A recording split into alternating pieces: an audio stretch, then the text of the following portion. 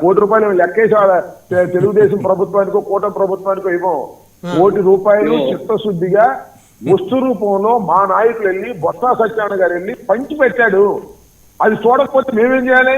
లెక్క చెప్పాలి. మేము కోటి రూపాయల విలువైనటువంటి వస్త్ర సామాగ్రిని అక్కడ పేదలకి బాధితులకి పంచి పెట్టాం.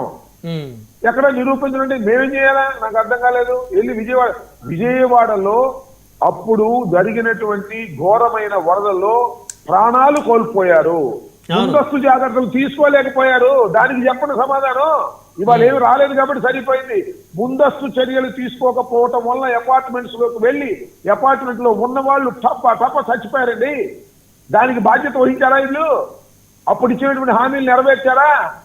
ఊరికినే ఇక వాళ్ళ పత్రికలు ఈనాడు, ఆంధ్రజ్యోతి, ఎల్లో మీడియా, TV5 ఉన్నాయి, డబ్బాలు కొట్టే కార్యక్రమం ఉంటే కొట్టుకోమనండి. బ్రహ్మనాయుడు గారు మీకు కూడా కొట్టాలని హుషారుగా ఉంటే కొట్టండి. మీరు ఏం వాస్తవం చెప్పండి? ఏం వాస్తవం? విజయవాడలో నేను చెప్తా వినండి. విజయవాడలో అంతమంది చచ్చిపోయారు. ముందస్తు వార్నింగ్ ఇచ్చారా? అది తుఫాను కూడా కాదు, వర్షం గడ్డి తెగి వచ్చింది. చేశారా? క్లౌడ్ బరస్ట్ అయితే మాత్రం ముందుకు చెప్పాలి కదా. Cloud burst no, this is not the correct. ఒక ప్రమాదం జరిగి ఎక్కువ మంది చనిపోతేనేమో దాన్ని బుధాన్ని వేసుకోలేదు.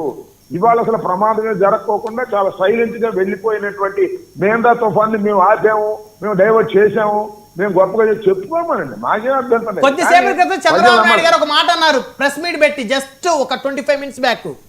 కొంతమంది ఫేక్ మనుషులు ఫేక్ ప్రచారాలు చేస్తున్నారు, వాళ్ళ బతుకే అంత, ప్రశంసించకపోయినా పర్లేదు కానీ విమర్శిస్తున్నారని చెప్పేసి ఆయన కొద్దిగా ఘాటుగా మాట్లాడారు.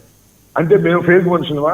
మీ ఉద్దేశం ఆయన కోట్ చేస్తారంటే ఎవరన్నారు అని అంటున్నా. నేను మిమ్మల్ని ఎందుకంటాను? నేను కాదు, ఈ సందర్భంలో మీరు చెబుతున్నారు కాబట్టి నేనే ఫేక్ అనుకోండి కాసేపు. ఏమండి, మీరు విజయవాడ వరదలప్పుడు మీరు చేయలేనటువంటి పనులు ఇవాళ మీరు చేసామంటే ఎలా నమ్మాలి? ఇది ఒక పెద్ద తుఫాను, ముందుగానే అలర్ట్ చేశారు. ఈ అలర్ట్ చేయడం కొత్త కాదు, ఎప్పటి నుంచో నా చిన్నప్పటి నుంచి. నేను చెప్పిన విన్నాక దిగి తాలూకాలో పెరిగిన వాడిని నేను. 77 ఉప్పెన్లో 1000 మంది చనిపోయిన ప్రాంతంలో పెరిగిన వాడిని. I know very well. ఇవాళ మన పవన్ కళ్యాణ్ గారు వెళ్ళి బురదలో దిగారు. షబాష్, ఫోటో బ్రహ్మాండంగా వస్తారు రేపు ఈనాడు, ఆంధ్రజ్యోతి, TV5లో. బురదలో దిగటం కాదు, వరి చేలో దిగారు. వరి చేను నష్టపోయినందుకు ఎంత మీరు పరిహారం ఇవ్వబోతున్నారు చెప్పండి, ఇవ్వండి. చెప్పటం బ్రహ్మాండంగా చెప్పారు. విజయవాడలో ఏమీ ఇవ్వలేదు. ఇప్పుడు పరీక్షిస్తున్నారు. ఓవరాల్ గా ఒక అంచనాకు వచ్చిన తర్వాత బహుశా ప్రభుత్వం ఒక ప్రకటన విడుదల చేస్తుందేమో రాంబాబు గారు. అవును, చేయమని మాకేం అభ్యంతరం లేదు. మేము చెప్తున్నాం కదా, వరికి సంబంధించి మేము అధికారంలో ఉన్నప్పుడు ఎకరాకి 25,000 రూపాయలు డిమాండ్ చేసినటువంటి ఈ తెలుగుదేశం ప్రభుత్వం, ఈ కూటమి ప్రభుత్వం ఎంత ఇస్తారు చూద్దాం కదా, అప్పుడు డిస్కస్ చేద్దాం. ఇవాళ ఏముంది? వైఎస్ఆర్సీపీ ప్రభుత్వం ఎంత ఇచ్చింది అప్పుడు? ఆయన ఎవరో సమయం నొక్కుతున్నాడు. నేను వాళ్ళతో మాట్లాడలేదు, మీతో మాట్లాడుతున్నాను. ఎవరో అడగమంటే మీరు అడిగితే నేను సమాధానం చెప్పను, మీరు అడిగితే సమాధానం చెబుతా.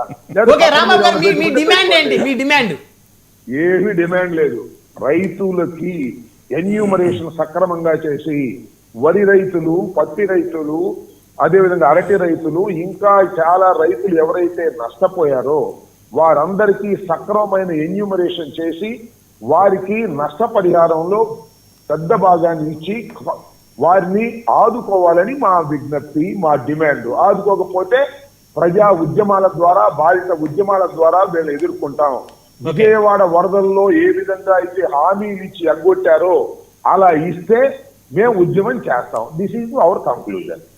ఓకే, ధన్యవాదాలు అంబటి రాంబాబు గారు ఫోన్ లైన్ అందుబాటులోకి వచ్చినందుకు. రైట్, మొత్తానికి మాజీ మంత్రి అంబటి రాంబాబు గారు కూడా సో ఈ వరదలకి ఈ